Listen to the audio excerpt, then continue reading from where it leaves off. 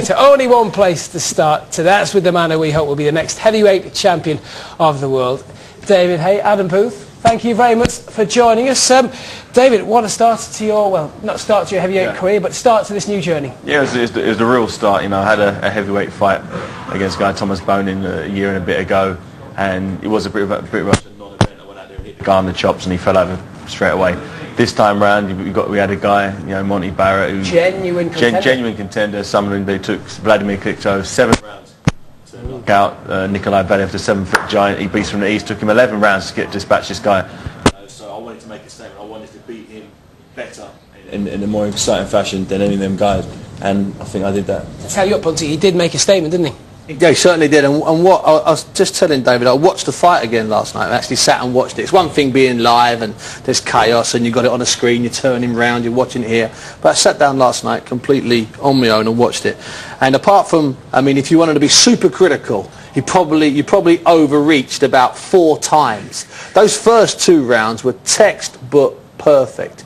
And you could just sense Barrett running out of ideas. He could just see he was way out of his comfort zone because you weren't doing what I think he expected you to do. In fact, the only thing, Dave, is the only thing we would be critical of is you made me and Bunty look bad because we both said you finish it in 3. Okay. If I'd have put my pedal to the metal, I think I could have probably got him out of there earlier.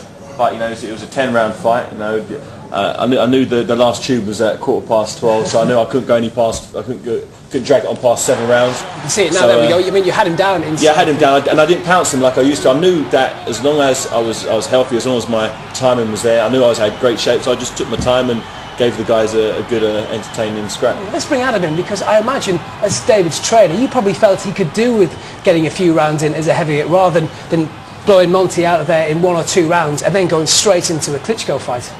Yeah, I mean, well, obviously, you know, in hindsight, everyone says, yeah, it's great to get rounds in. At the time, you know, you just want the fight over with. Winning wasn't good enough. He had to look good. If Monty had dragged him into a punching match, it could have been a dangerous fight. You know, he got desperate and he's a heavy-handed puncher.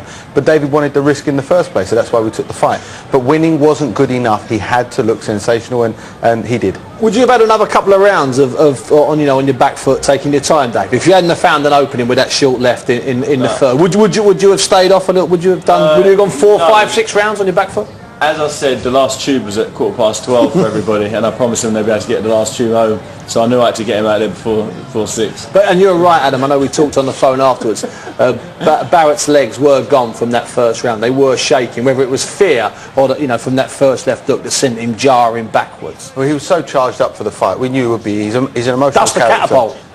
Yeah. He's an emotional character. I think his ring entrance kind of threw him for a couple of minutes. He needed to compose himself. But as soon as David stared making him miss and reach, as soon as David made him reach and miss, he became anxious. But the thing is, 25 minutes before the fight, you came out, you dragged me out of the box where I was working with Dempsey and little Barry, and you said to me then, we're going to look for gaps, we're going to look for openings, and Barrett almost played into your hands again. I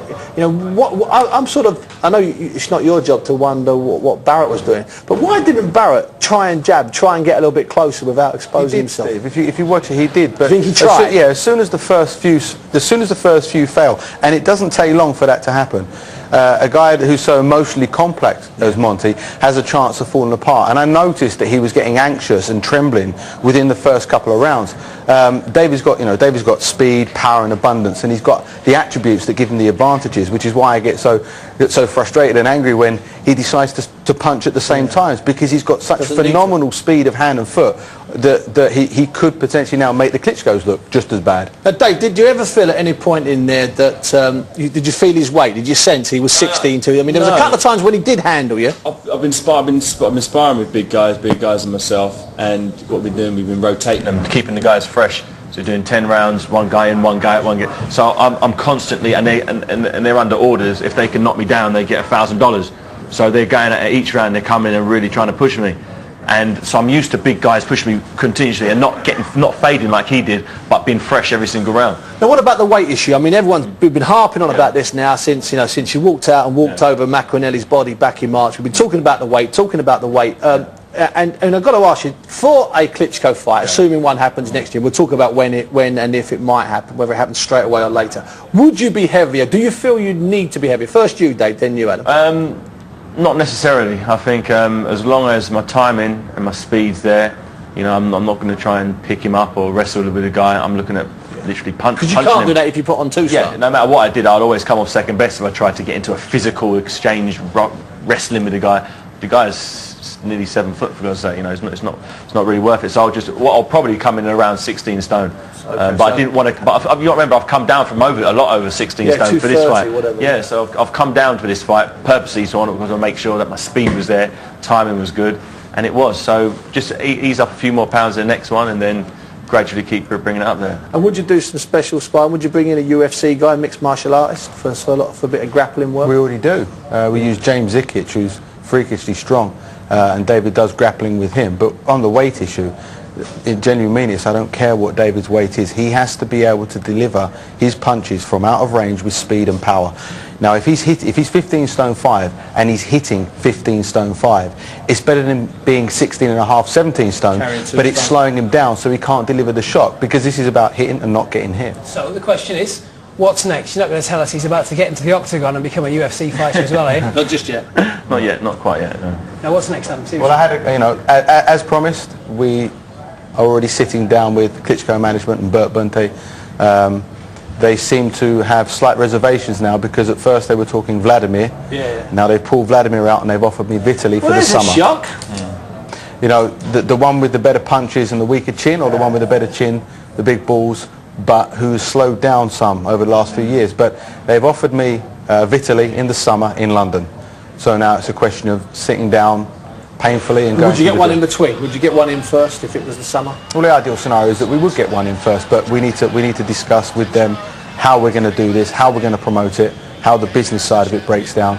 But because, like I said, because they're in control of their own business and we're in control of ours, it makes it much easier to do. And it's a sensible fight, because no one cares who the Klitschko's fight at the moment. No. I mean, you know, Vitaly there, though. What he did to Samuel Peter. Would you be nervous at all about going in with Vitaly before Vladimir? Vladimir would seem possibly the easier option. I honestly don't care. I just like at cruiserweight, I said I feel I'm the best, so I'm willing to fight the best. A lot of people said you ain't got a chance to beat Mormek, you ain't got a chance to beat McEnroe, so these are the guys I went after. Now everyone's saying you ain't got a chance of beating Vitaly, so you know that's the guy. You know, a lot of people say go after Vladimir because he's been knocked out a few times. You know, apparently he's a bit chinny. You know, he used to say that like you. Yeah, because he was saying yeah, exactly. So I'm gonna go after the guy who's the solid rock, and that's Vitaly. It is really interesting that most of the papers on Monday and a lot of people on Saturday night said, yeah, well he'll knock out Vladimir. Hold on, like he'll knock out Vladimir, but he'll struggle against Vitaly. It was amazing. Yeah. People were already giving you the 2 world titles, but you won't beat Vitaly. Yeah. Now, I've got a theory about Vitaly. Okay, he was fairly teaked up and indestructible. Look at the Lennox-Lewis fight. Although I think Lennox was going to creep on him in the next 2 rounds. That's my gut feeling, and that's what I think the general consensus is. But that was a while ago. We don't know if he's going to get hit, because Sam Peter, God bless his heart, God bless his cotton socks, he didn't even get close to him, did he? And we can't measure how slow that fight was compared to how fast your fight was. There's no measurement for that type of thing. It's just something that an experienced eye tells you. And they were going almost at a half of your pace, Dave. When I remember watching that fight, I watched it live, and I just thought to myself, is this it? Is this the top of the mountain that I've got to get to? And I'm thinking, I can do it. I know I can. I saw so many things that he did that I could exploit with my speed and power. You know, and even the punches that he throws, I can see him coming. I'm fast him. I can see him coming. If I stand there and wanted to trade shots with him, obviously I'm going to come off second best. So he's got longer arms than me. But I'll be raiding him out of range, coming in, throwing bombs, getting out of range. I'll make him look stupid. And if you beat one, you can, you know how this game works. Yeah. They'll want to get the other brother. Definitely. I'd try and insist that it had some sort of rematch clause with the other brother. They've already asked for it. Oh, great. Then let's make that happen. You know, I'll be one, then the other. Let's finish the job. So you're going to beat the Klitschko's dead easy. What about unifying the division? What about the winner of Valuev Holyfield? Yeah, maybe. He has to fight Chagayev. Yeah, the winner of that has to fight Chagayev. It's been tied up for a while. Forget that one. That's because Chagayev and Valuev, they'll still be fighting each other over 12 rounds in 6 years' time. And it's just about people giving him titles already. You know, Andy's just done it there. Yeah. Okay, well, I can't forget the believe it. Klitschko's now. Let's move on. Yeah, let's move on.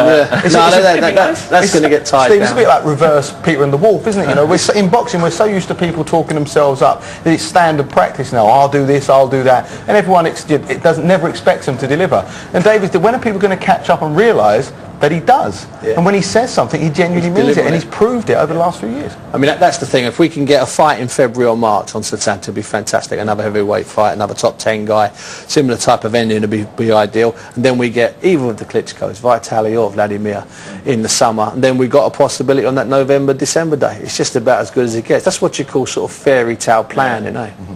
Big time. Can come true, you know. It was a fairy tale, and it is coming true, Steve. Yeah, I love it. The whole cruiserweight. The whole cruiserweight sort of career seemed a bit of a fairy tale. After the Carl Thompson defeat, everyone wrote me off. He's got no chin, he ain't got no dedication, he's a playboy, this, that, the other. You never make it. But I stuck to my guns. I live a clean, healthy lifestyle, you know, and I think it shows in the ring. David, let's take a break from you for 2 seconds because another prospect from your camp is George Groves. Heavyweights, Dave, because the big talk, Vitaly the other day stuck it on us. Lennox Lewis, he says, I have information. That Lennox will come back to fight me. I think he's fibbing. I'm not going to tell him he's fibbing. I think it was Fanny. I do. I can't see that. You know, Lennox Lewis has achieved all he ever needed to. You know, the only 2 defeats he's had, he's avenged those defeats, and you know, his name's solidly in the Hall of Fame. And he's married, he's got 2 lovely kids. What's he going to come back for? 43 years of age. I can't see it happening. But if it does happen, I'll be very, very, very disappointed. And finally, or not finally, but I'll say finally anyway, Andy, because you can do that kind of thing. Is that all right with you? Millwall, they've thrown their promotional hat in. The Den fancy the fight next summer. You and Vitaly. When was that? Today. I'm ahead of you. I'm one ahead of you. Tell me something. It's the Den at Stamford Bridge. He's saying Wembley next. Oh, the bridge. That was another Vitaly thing because of the Roman thing. Where's it going to be? Mill will be good. And It will be fun. Yeah. They had Herbie Hyde down there. Herbie Hyde was there. Michael Bent won the WBO World Heavyweight title there. Bit of history there with the cruiserweight going up there. Vladimir actually knocked out Michael Bent. Millwall. Actually, I'm going to correct you. No, it wasn't, was it? No, it was at the London Arena. Was it? Everyone made that mistake on Saturday night. Oh. It's all right. Undercard of Lennox Lewis both you're right. I was actually there. Yeah, I know you were there. I'll tell you why, because I helped jib you in on the night. I don't think Vitaly comes to England that much, because I think the reason why he's saying Lennox is because he thinks that's what English people want to hear. He thinks they want to hear Lennox's name. Well, that's I think the time has passed. I've got to tell you just before we go, if Lennox comes back after the big break to so-called prove something, I'll be very disappointed, and I think sports fans will be disappointed. Yeah. Because there's something statesman-like, there's something, I mean, he's like sporting royalty, Lennox Lewis, isn't he? And have you seen him walk in a venue, Dave? He walks, he's got this very regal walk. I think it'd be horrible if he came back. Yeah. I mean, I know there's plenty of money in it, but it would be horrible. Yeah, because he's got all his faculties, he's a healthy health guy. And wealth, Dave, health and wealth. Why try and ruin that? Fellas, you know, it's always a pleasure to have you in. It's been congratulations to David. We can't wait to see what happens next. So we love this boxing room. We're talking about Lennox Lewis. It's had its fair share of mileage. Before we go to a break, we asked some of the sport's biggest names what they thought and whether the former undisputed king should return to the ring. No way. Definitely not. Stay in retirement. Stay retired. He's done everything he can in boxing. You know, wasted time in coming back and something happening. Lennox Lewis, if he rang me and asked should I come back, I'll tell him, Lennox, relax yourself, chill yourself, enjoy your money, enjoy your fame, and just chill, man, because you're a legend already, so don't worry about it. I asked him to stay retired, because at the end of the day he's proved himself, he ain't got nothing to prove, and that's the best thing he's done.